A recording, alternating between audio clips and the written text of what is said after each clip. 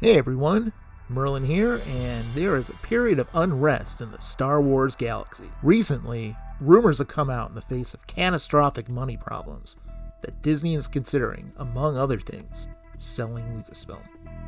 It is being reported by Doomcock's inside sources, and it's also being reported by Cameron Posh's prized Lucasfilm insider, Sparrow. Specifically, the rumor states that top people at Disney are in talks to see what a sale of Lucasfilm would look like. The rumor also states that there is an interested buyer, and then that buyer is not a company, but an individual. There's a large amount of speculation as to who this individual could be, and there seems to be a large amount of agreement that the buyer is George Lucas himself. Now, the first thing you're probably wondering is, why would Disney even want to sell a company like Lucasfilm? Well, attendance at Disney parks are down. Expensive new films like The Little Mermaid are underperforming at the box office. Disney stock price is at an all-time low. Disney lost its special tax status given to them by the Reedy Creek Agreement. And they have recently had to close the Galactic Star Cruiser down due to low attendance. In short, Disney really needs the money. But their money problems don't end there, because in addition to that, they have to pay Comcast billions of dollars. But why, you might be asking? Well, a long time ago, Comcast, Disney, and Fox started a little thing called Hulu. Part of the original agreement was for each party to fund their share of it. When Disney purchased Fox, they also took on that share of the financial burden for Hulu. And now Comcast has stopped funding Hulu.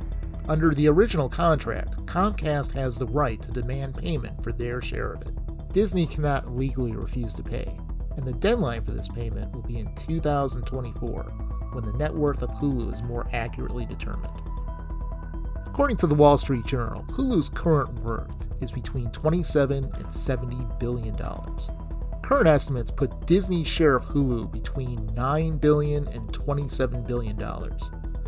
Former Disney insider WDW Pro guessed that the final figure may land somewhere around $18 billion. Now here's the problem. Disney only has around $200 million in cash. Yeah, you heard me. Million, not billion. This means that Disney is in a position that, in addition to implementing massive layoffs and canceling numerous projects, they need to sell everything they can. This includes intellectual properties, and there has even been talk of selling some of their US parks, as well as their parks in France and China. A few weeks ago, Cameron's source told him of an upcoming meeting between Disney Legal, Lucasfilm Legal, and Bob Iger. Bob Iger and Disney Legal have begun discussing what a sale of Lucasfilm would look like. Iger reportedly told them to draw up a proposal of how much such a sale could be executed if it was determined they needed to pursue this option. And they have identified a buyer who has expressed interest. Based on the conversations that Cameron's source has witnessed, they were left with the impression that the buyer was not a corporate entity, but an individual. The list of individuals that would have a motive to purchase Lucasfilm, and would also have the funds to purchase it, is a very short one. The source is also reporting that Disney has ordered that all unproduced Star Wars content be put on indefinite hold, meaning no further work on anything that hasn't been filmed yet, including Ahsoka Season 2, James Mangold's Jedi Origin film, Dave Filoni's Heir to the Empire film, and the upcoming sequel trilogy film featuring Rey. Many out there are certain that Disney would never consider making such a sale, but this sort of thing has happened before. Haim Saban had sold Power Rangers to Disney for $5.2 billion. Disney ran it into the ground, and Saban bought it back for $60 million 10 years later, only pennies on the dollar. Now before you get too excited, here's the problem. The difference between Power Rangers and Star Wars is that Power Rangers didn't have any integration with the parks. In contrast, Disney has two huge parks based on Star Wars. Star Wars is also massively integrated into nearly all of Disney's infrastructure, with an interlocking web of complex contractual agreements that would almost be impossible to untangle.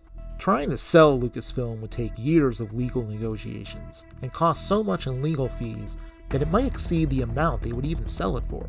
In addition to that, WDW Pro is arguing that if Disney sells Lucasfilm at a loss, and clearly it would be at a loss, then it would result in investors getting spooked and ultimately Disney's stock price dropping further. The effect would be that Disney would lose nearly as much money from the decreased stock value as they would make from the sale. Pro also believes that removing Star Wars shows from Disney Plus would come with a host of legal and contractual complications. But on the other hand, it could be argued that the substantial increase in liquidity that such a sale would bring would have an opposite effect on the stock price.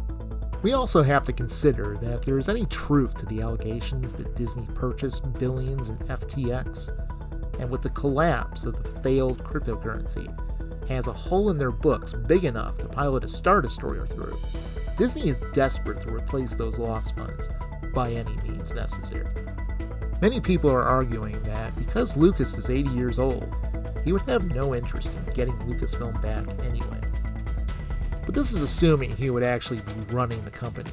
I believe that if he were to buy it back, he would merely own the company and place someone he trusts in the driver's seat. Oh, not her. That way, he can sit back and enjoy his golden years, knowing his life's work is in good hands, and more importantly, he has full control over the direction Lucasfilm takes. For the record, do I believe such a sale is likely to happen? It really seems like a toss-up that could go either way. But in light of what we know about the situation, I don't think it's possible. If YouTubers like Valiant Renegade and WDW Pro know their areas of expertise, then it seems unlikely.